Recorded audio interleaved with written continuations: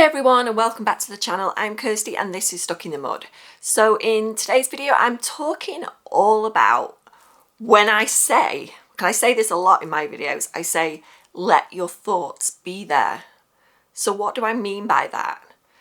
And I wanted to delve into this a little bit more because I know a lot of people asking me about the exercises that we do within metacognitive therapy or detached mindfulness. And these are all the tools that have helped me get better from OCD and anxiety. So some way into my healing journey from OCD and anxiety, I came across metacognitive therapy with my psychologist, and I really had never heard of it before, and I just kind of went along with it because it was a very new way of doing things for me.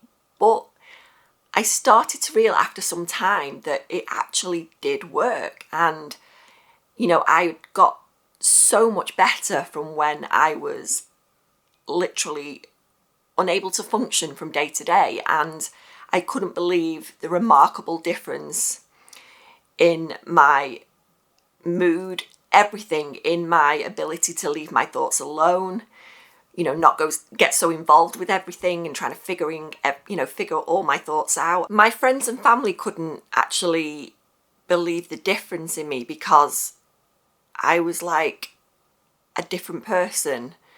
I wasn't that person that was so distant all the time because I'm so wrapped up in my head trying to figure things out, trying and work everything out, all my thoughts, my intrusions. I wasn't carrying out the same kind of rituals. I was more present, and I think that's a key thing, is that when we are so wrapped up in our thoughts and we're trying to work everything out, we're not present anymore. And that's a sad thing about OCD and anxiety, and I think it takes us away from life and actually living in the moment, and it's a really sad thing, and we deserve so much more than that. And metacognitive therapy did give me the tools I needed to react differently to my thoughts and just let them be there. And like I say this a lot, but I wanted to be a bit more informative in this video and give you some ideas of what you can do differently.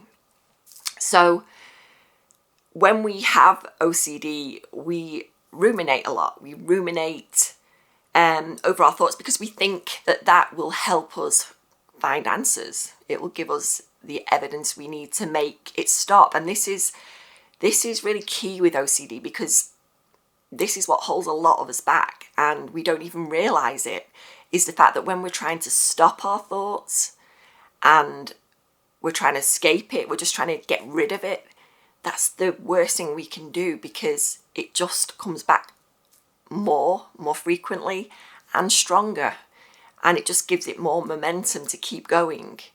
And when we actually can really figure that out and realize that this is not helpful, because it's a weird thing with OCD. We're thinking that we're actually helping things by trying to find answers, and it's just the worst thing we can do, because it just makes it stronger and it gives it more importance. We also feel that worrying and overthinking, it will all prepare us. It'll prepare us for anything that we may be obsessing over. And again, it just gives you more of the same. We think that understanding why I'm this way, why I think this way, we think that will help us get better as well. But really, it just buries us kind of deeper into everything when we're trying to figure out again. And it's just such a great thing that we can change our relationship with our thoughts over these obsessions that we have, and the way we carry out rituals. It can apply to all of that. We just leave the thoughts alone. We leave the rituals alone. And the more we do that, and the more consistently we practice this, the easier it'll get to leave them alone. because it's not going to be a quick fix, this. And I think that is really important to stress, because I think when we suffer from OCD and anxiety, we just want to escape it as fast as we can. And unfortunately, that might feel like we're doing a quick fix in the moment, and you may feel temporarily better, but in the long run it is not actually helping the main problem of OCD. It's just going to keep perpetuating it. It grows stronger and it grows bigger. But we can realize, if we do practice this way of changing our relationship with our thoughts, we can actually heal in the long run. And that's what I'm hoping to do by these videos, is actually giving you the encouragement to try something like this. If something else hasn't worked, and you want to maybe try this out, it's an excellent way of leaving those thoughts alone. We're not trying to get rid of it. We're not trying to stop it. We're trying to let them be there, because metacognitive therapy is actually dealing with the mind's innate ability to just self-regulate.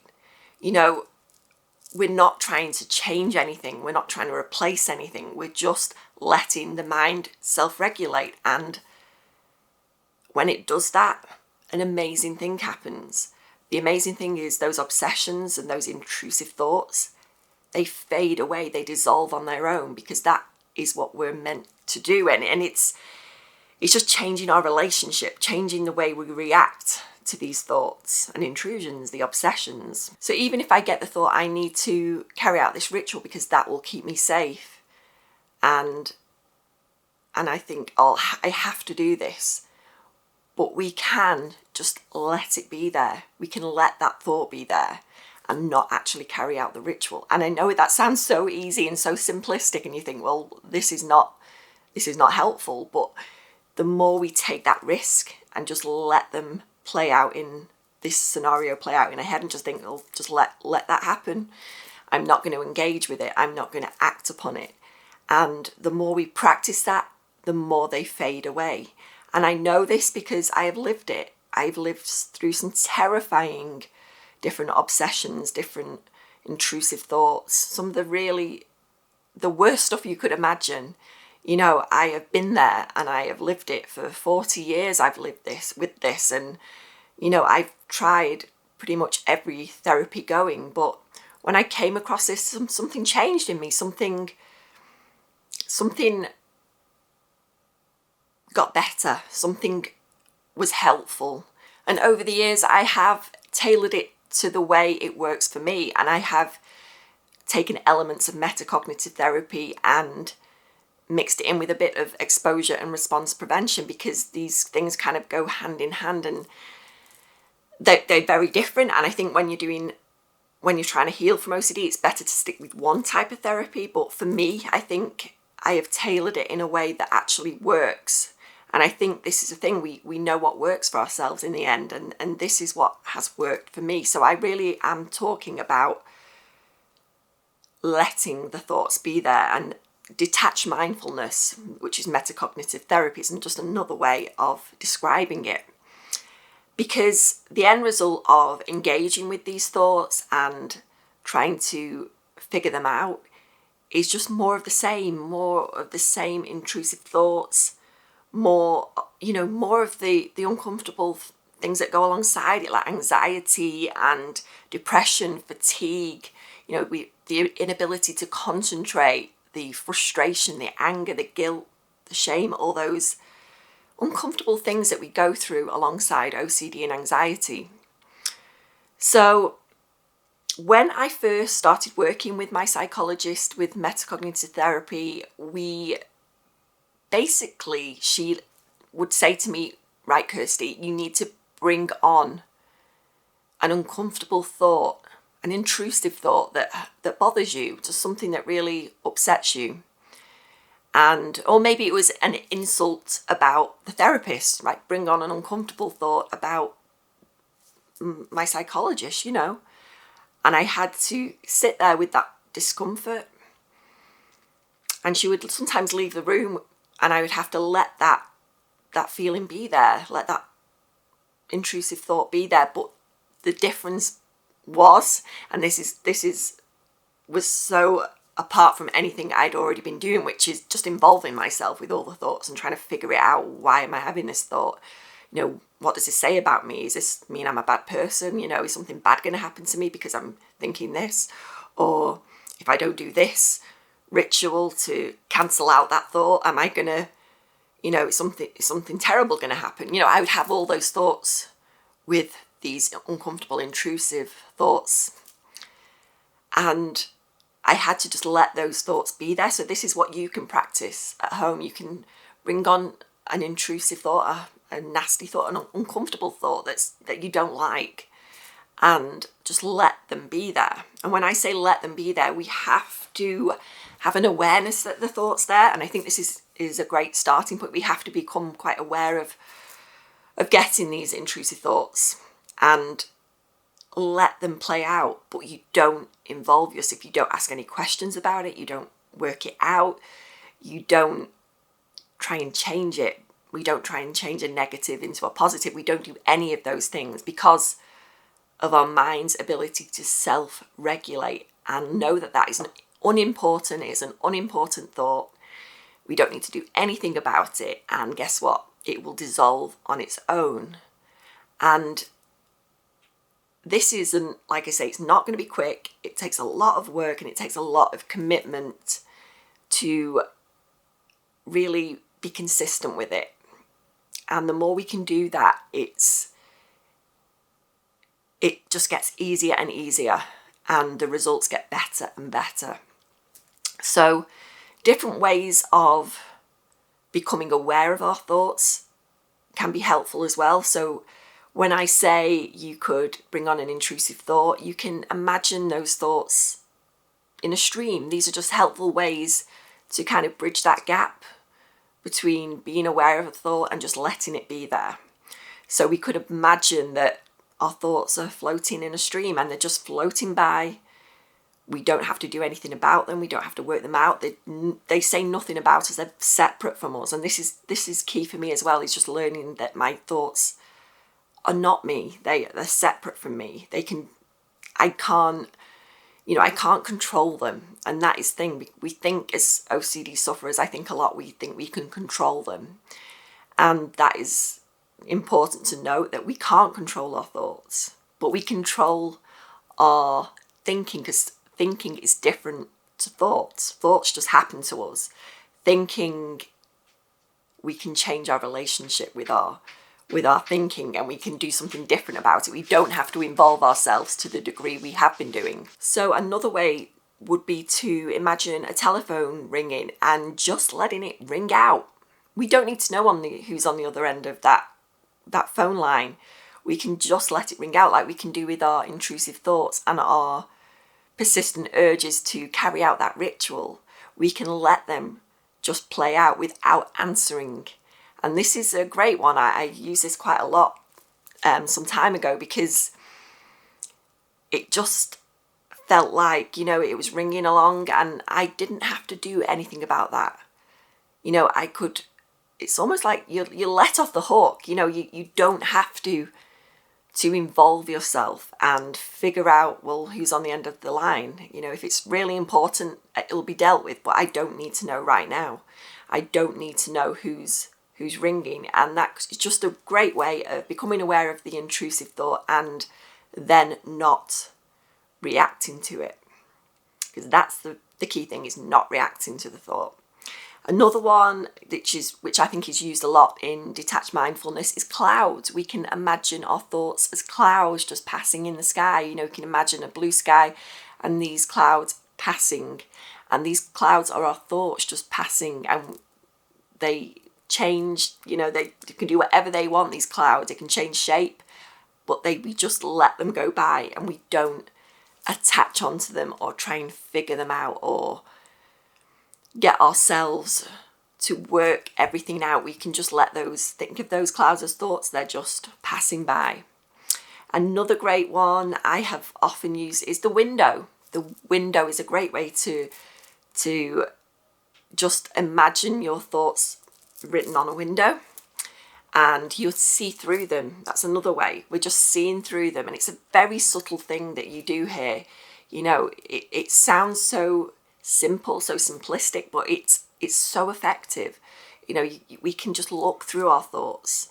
Again, it's not easy. We have to be committed to it and just, you know, be extra, you know, consistent. But please, it's just remembering that self-compassion. If you find yourself getting hooked in and attaching yourself to that thought and trying to figure it out, that's fine. You know, we all have our setbacks. I had many setbacks along the way, and I had good days, I had bad days. But with that extra consistency and just trying our best with it, it gets easier. And the differences, like I say, are remarkable from where I was at the beginning to where I was at the end of this type of therapy. Another example I'd say is a train station. That's another great one, where we can think of a train. So we are, you know, the thoughts are coming in, those intrusive thoughts are coming in on the train. But yeah, we don't have to get on board that train. We can let those thoughts on that train just move on by and let them be there. They can be there on the train, and it's moving away. And this is just a way. These examples really are just to make it easier, that when we get these thoughts and we don't go into that immediate panic and we're like, oh, why did I have to think that? You know, I've had that many a time when I'd get an intrusive thought and you immediately panic because you're like, oh, why did I have to think that then? Because now that's just going to be there and I'm going to have to live with it. You know, it can feel like I had many experiences where I'd get this uncomfortable, intrusive thought, or I'd read something that would trigger me and I'd be thinking, well, I'm just going to have that thought forever now. It's just not going to go away, because you don't realise you're involving yourself with it. You know, we're kind of get by me going like, well, that's it, I'm going to have this thought forever. I'm actually involving myself. That is involving myself in it. But if I can just see it for what it is and see it as separate, it's just a thought, it's just a passing event in my mind, it disappears. It's amazing. You know, we can have all this network of intrusive thoughts and the uncomfortable feelings and the doubt and the shame and the anger and the frustration, the anxiety that we get along with it, and panic. But then the amazing thing is all this, you know, it just falls away when we don't involve ourselves like that. You know, if we don't hook ourselves onto it, to attach ourselves onto these thoughts, it does just fall away. And like I say, it dissolves. And I wish more people knew about metacognitive therapy, because it doesn't seem as talked about as exposure and response prevention, which is, again, a brilliant thing for OCD. But and I use it myself. I expose myself to things that I'm uncomfortable with. But again, we're not reacting the same. The response is different, and that's very much like this. And it's we're not attaching ourselves to these uncomfortable thoughts and these obsessions, intrusions, urges, all the things we do with OCD. So I hope this has given you a bit more understanding about when I say let the thoughts be there, because we can let the thoughts be there without involving ourselves. We can see them as separate to us. They are not our thoughts. You know, like I said, we can't control that. Thoughts happen to us. But we have to be aware of them and get a bit more clued into when this happens. Because I know for a long time I would find myself getting involved in thoughts and overthinking things, and it would go on for hours, even days or weeks. I would be thinking about things and I wasn't even aware of it. So bringing that awareness to our thoughts makes this a little bit easier, but it's more of a practice thing. The more we get used to doing that, the easier it became. For me especially, you know, but these little ways of trying to, you know, use little exercises to bridge that gap, to make it easier when you recognise the intrusive thoughts there, and just using these things like the stream or the cloud, you know, telephone call, things like that, just letting that happen and let them just pass us by. It's remarkable, honestly, the difference in myself when I've been using this with OCD, and it's become part of my life because it's just the standard way I respond to them now. And I'm going to be honest, I get my days, even now, but they don't escalate to the degree that they did years ago, where I'd get these intrusive thoughts and just not know what to do with them. I'd just be like, this is just the worst thing ever, and that's it for the rest of my life. I'm going to be stuck in this loop, this thought loops, because we get this with OCD, and it's a scary, scary thing. But we don't need to analyze them. We don't need to figure them out. We can let them be there. I'm very quick with it now. I don't necessarily have to use these techniques to let them be there. I'm very aware when I get intrusive thoughts now. But back in the day, it was a little bit more difficult. So these exercises definitely helped me when they came in. I'd have that awareness, and I could think, right, there it is. It's just on the stream and it's floating away. So I hope this has helped you today. I hope it's given you a better understanding of what I mean when I say let the thoughts be there, giving you a bit more understanding about metacognitive therapy and detached mindfulness, because it's been extremely amazing for me, and I hope it can be for you too. So let me know in the comments if you've been trying out any of these exercises. Maybe you've done metacognitive therapy and you could tell me how it helped you. So thanks for watching today. I hope you like the video. If you could give it a thumbs up, that'd be great, and subscribe to my channel because it really helps me out a lot. I'm really enjoying making these videos for you, and I hope you're enjoying them too. So see you in the next video, guys.